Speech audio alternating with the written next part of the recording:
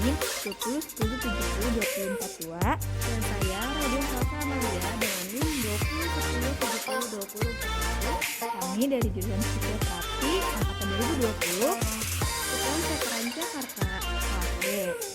Di sini kami akan menjelaskan tentang peran fisioterapi terhadap gangguan neurokognitif. Check it out. Yang pertama ada pengertian dari kognitif. Kognitif berasal dari kata kognisi yang berarti tindakan mental atau proses memperoleh pengetahuan dan pemahaman melalui pemikiran, pengalaman, dan lainnya. Hal ini mencakup berbagai aspek fungsi dan proses intelektual tinggi seperti misalnya perhatian, penyimpanan, pengetahuan, pengambilan keputusan, perencanaan, penalaran, penilaian, persepsi, pemahaman, bahasa, dan fungsi visual.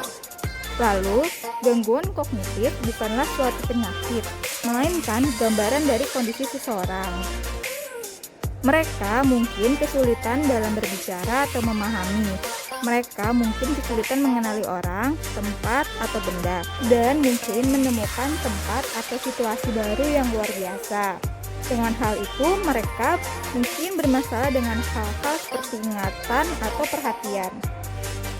Adapun beberapa tanda dan gejala pada gangguan kognitif meliputi yang pertama ada hilangnya ingatan, kemudian yang kedua adanya sering menanyakan pertanyaan yang sama, yang ketiga ada tidak mengenali orang dan tempat yang kenal, kemudian ada kesulitan melakukan penilaian seperti mengetahui apa yang harus dilakukan dalam keadaan darurat, kemudian selanjutnya ada perubahan suasana hati ataupun perilaku, kemudian yang selanjutnya ada masalah penglihatan, dan yang terakhir adanya kesulitan merencanakan dan melaksanakan tugasnya, misalnya mengikuti resep atau melacak bagian bulanan.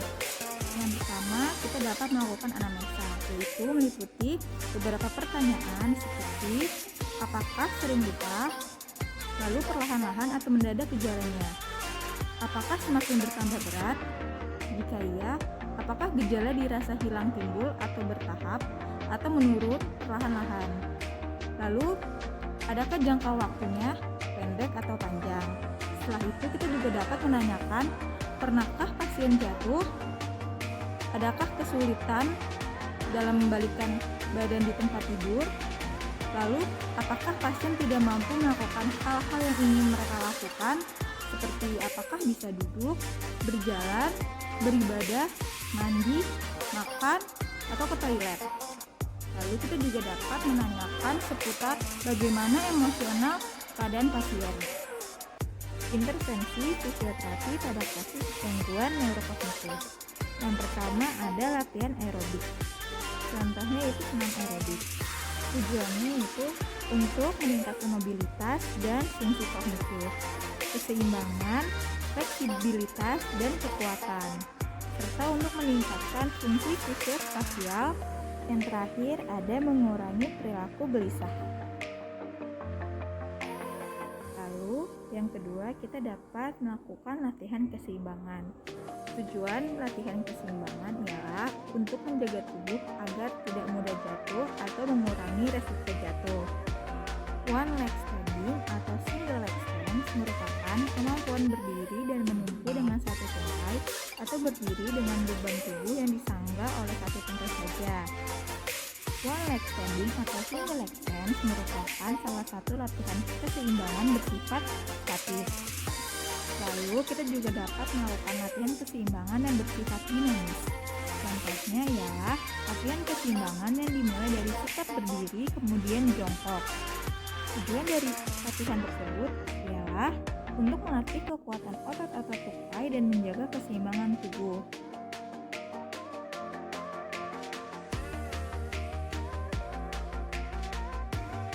Atau kita juga dapat melakukan latihan keseimbangan menggunakan dual task training, yaitu latihan yang didesain dengan menggabungkan tugas motorik dan kognitif yang dilaksanakan dalam satu waktu. Contohnya, kita dapat memberikan arahan yaitu berjalan sambil menggenggam gelas berisi air. Tujuan latihan dual task training yaitu untuk meningkatkan keseimbangan dengan gangguan kognitif.